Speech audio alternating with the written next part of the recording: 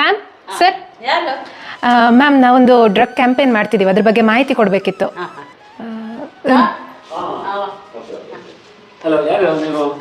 Sir ನಮ್ದು ಒಂದು channel ಇದೆ, ಶ್ರಾವ್ಯ ಸೀನಿಯರ್ಸ್ ಮತ್ತು KRTK ಡೈರಿ ಚಾನಲ್ ಅಂತ ಹೇಳಿ.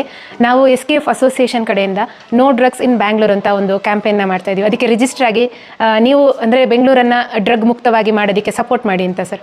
ನಾನು SKF ಅಲ್ಲಿ ಆಲ್ರೆಡಿ ರಿಜಿಸ್ಟರ್ ಆಗಿದೆ ಸರ್. ಇದೇ ಕ್ಯಾಂಪೇನ್ ನೀವು ರಿಜಿಸ್ಟರ್ ಆಗಿದ್ದೀರಾ? ಹೌದು, ಇದರಲ್ಲಿ SKF ಶಾಂತಾ ಕೃಷ್ಣಮೂರ್ತಿ ಅವರು ನನಗೆ ಬಹಳ ಪರಿಚಯ. ಅವರು ಹೌದಾ ಸರ್? ನಿಯರ್ಲಿ ಒಂದು 12 years ಇಂದ ವರ್ಷದಿಂದ ಅವ್ರ ಪರಿಚಯ. ಅವ್ರ ಪೈಕಿ ನಾವು ನಮಗೆ ರೋಡು ನೀರಿನ ನೋಡಿ ಲಾಸ್ಟ್ ಟೈಮ್ ನಮ್ಮ ಬೋರ್ವೆಲ್ಗೆ ಅಡಿಷನಲ್ ಪೈಪ್ 200 ಅಡಿ ನಿಯರ್ಲಿ 120 feet ಹಾಕಿಸ್ಕೊಟ್ರು ಅವರು. ಹೌದಾ ಸರ್? ಇವ್ರ ಅಸೋಸಿಯೇಷನ್ ಬಗ್ಗೆ ಒಂದು ಸ್ವಲ್ಪ ಮಾಹಿತಿ ಕೊಡ್ಬೋದು ಅಂದ್ರೆ ಕೆಲವರಿಗೆಲ್ಲ ಗೊತ್ತಿರಲ್ಲ, ಅವ್ರಿಗೆ ಹೇಳೋದಿದ್ರೆ ಏನು ಹೇಳ್ತೀರಾ? ಅಂದ್ರೆ ನೀವು ಆಲ್ರೆಡಿ ಗೊತ್ತಿರೋದ್ರಿಂದ ನಿಮಗೆ.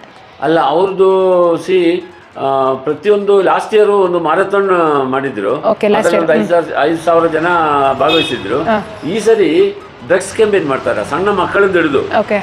ನಿನ್ನೆ ಒಂದು ಮೀಟಿಂಗ್ ಇತ್ತು, ಮೀಟಿಂಗ್ ಅಲ್ಲಿ ಸಣ್ಣ ಮಕ್ಕಳು 5 ವರ್ಷದ 5ನೇ ಕ್ಲಾಸ್ ಹಿಡಿದು ಅವೇರ್ನೆಸ್ ಮಾಡಲೇಬೇಕು ಅಂತೇಳಿ ಅವರು. ನಾವು ಅದೇ ಎಲ್ಲರಿಗೂ ಹೇಳ್ತಾ ಬಂದ್ವಿ, ನಿಮ್ಗೆ ಆಲ್ರೆಡಿ ಗೊತ್ತಿದೆ, ತುಂಬಾ ಖುಷಿ ಆಯ್ತು ಕೇಳಿ. ಹೌದು, ಬಹಳ ಅಲ್ಲಿ ನಮ್ಮ ಲೇಔಟ್ ಅಲ್ಲಿ ನೀವು ಹೊಸಬರು, ನಮ್ಗೆ ಗೊತ್ತಿಲ್ಲ. ನಮ್ಮ ಲೇಔಟ್ ಅಲ್ಲಿ 4th ಮೇನ್ ಮತ್ತೆ 5th ಮೇನ್ ಅಂತ 2 ಮೇನ್ ಇದೆ. ಆ ಮೇನಲ್ಲಿ ಸುಮಾರು ಒಂದು 65 ಮನೆ ಇದೆ. 65 ಮನೆಯಲ್ಲೂ 320-330 ಜನ ಇದ್ದಾರೆ. ಸೊ ಅವ್ರಿಗೆಲ್ಲ ಮನೆಗೆ ಹೋಗಿ ನೀವು ಈ ಪ್ರೋಗ್ರಾಮ್ ಕಂಡಕ್ಟ್ ಮಾಡಬೇಕಾಗುತ್ತೆ. ಸರಿ ಸರ್, ನಾವು ಆದಷ್ಟು ಟ್ರೈ ಮಾಡ್ತೀವಿ. ಅದೇ ನಿಮ್ಗೆ ಗೊತ್ತಿದೆ ಅಂತ ಕೇಳಿ ನಮ್ಗೆ ಖುಷಿ ಆಯ್ತು. ಮೆಡಿಕಲ್ ಕ್ಯಾಂಪ್ಗಳು ಮಾಡ್ತಾರೆ ಎಲ್ಲ ಕಡೆನೂ, ಐ ಕ್ಯಾಂಪ್ ಮಾಡ್ತಾರೆ, ನಮ್ಮನ್ನು ಇನ್ವೈಟ್ ಮಾಡ್ತಾರೆ, ಮತ್ತೆ ಅವ್ರದ್ದು ಪ್ರತಿಯೊಂದಕ್ಕೂ ಕರೀತಾರೆ.